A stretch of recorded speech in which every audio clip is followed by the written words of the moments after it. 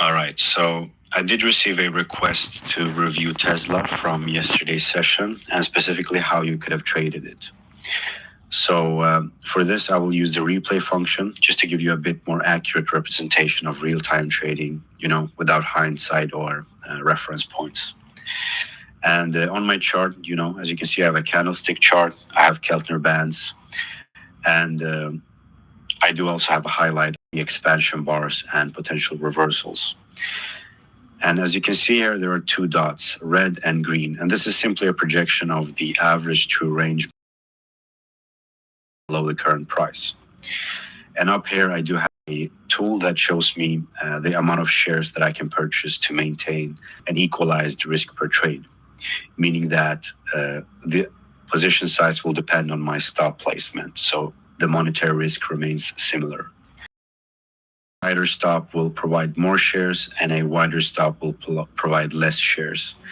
And I will make a video in the future just explaining why, tight stops or narrow stop placement might be problematic. It's usually marketed as a low risk thing, but that's usually not the case. But let's focus on the topic itself, which is Tesla. And in this example, I will just use the 5-minute chart just for demonstration purposes. But in real time, you can switch between time frames. You can adjust to the speed of movements if you'd like to. And usually, if I like to take a trade immediately at the open, I will not do so using a naked chart. I will usually reference back a bit using prior sessions or even a higher time frame just to have some reference points. But as I said, in this example, we will use a naked chart and we will trace based off of the structure we are provided. So in this case, market went up. We have this reversal bar outside of the lower boundaries. Highs, you can use,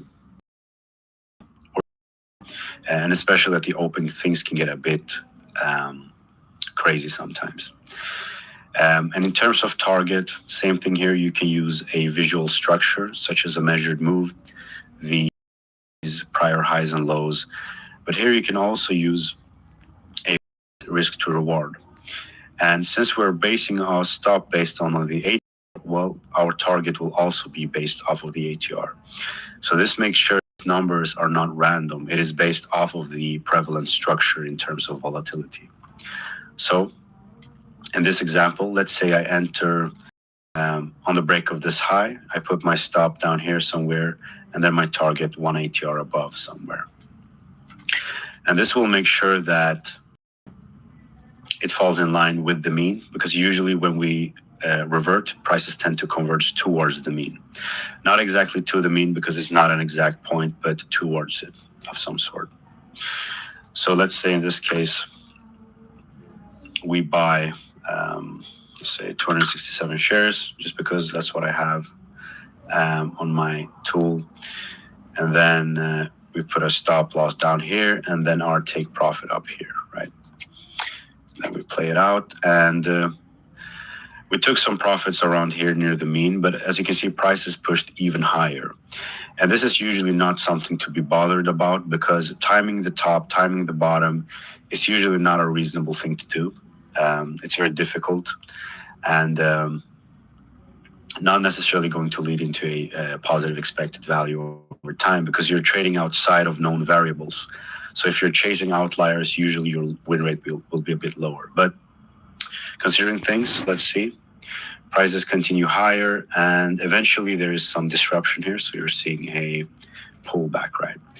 And this is a good example of a measured pullback. So you make a leg higher, first pullback, second pullback. So it's a measured move, right? So if you want to take a pullback, you can take the break of the highs. But in this case, I'm not going to start taking things randomly. I'm going to look for clear signals of the structure, right? So here we can see I wouldn't say a super clean expansion, but we do have buying coming in. We have a measured pullback. We have a minor expansion near the mean. So this is a reasonable bet to take.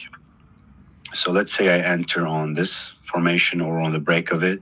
I put my stop to ATR below to respect the volatility. The question becomes, what kind of target am I going to look for? Am I going to look for the prior high? I'm going to look for a 1-to-1. you can definitely do that as your initial target. But when you have a clear structure, in this case, you can also use a measured move, which is a projection of the average volatility. So you're measuring the first leg, the pullback, and then you're getting a projection of the subsequent move. And there's nothing, predictive or magical about this. It's simply a projection of the average volatility. Prices can definitely extend this point and they can definitely fall under this point. So most of these tools, they are just approximations using the prevalent structure, right? So let's say prices move here. We take major part of our profits right here, and then we can trail a portion up to the measured move, right? What happens? As you can see, prices keep pushing. And very strong buying, as you can see. And then eventually you have some form of a disruption here after you have had this measured move play out, right? So usually when you have this type of break, so if you're using, for example, lines or channels, and you see a break of them, it usually doesn't mean reversal, right? It can mean reversal, but it usually doesn't. It is just a shift in momentum, right? So usually what happens, it will transition into a range structure or some sort, and then it will usually resolve within time. So just to give you an example here, look around the open right here. So you do have a bullish structure right here. You do have buying coming in, right? Higher highs, higher lows.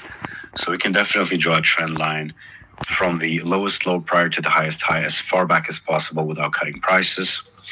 And then when you see the break right here, it doesn't mean reversal. It doesn't mean that the move is over. It simply means that there is a change in momentum, right?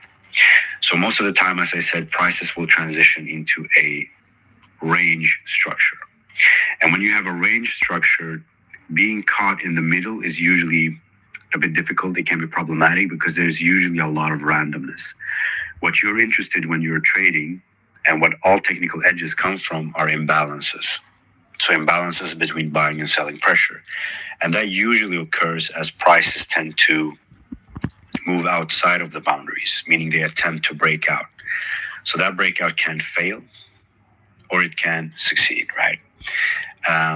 So that's usually your points where you're probably interested in taking a reasonable bet, right? Anyways, let's go back to our 5-minute chart. And so far we had 1 trade, 2 trades. So now let's mark out the prevalent structure here. So this is the current high and this is the current low. Let's just see what happens. So as you can see, not much trading opportunities. It was mostly just range movement. And you see, you do have expansions within it happening, every now and then. But taking these type of expansions within a, contractive range is usually a bit difficult.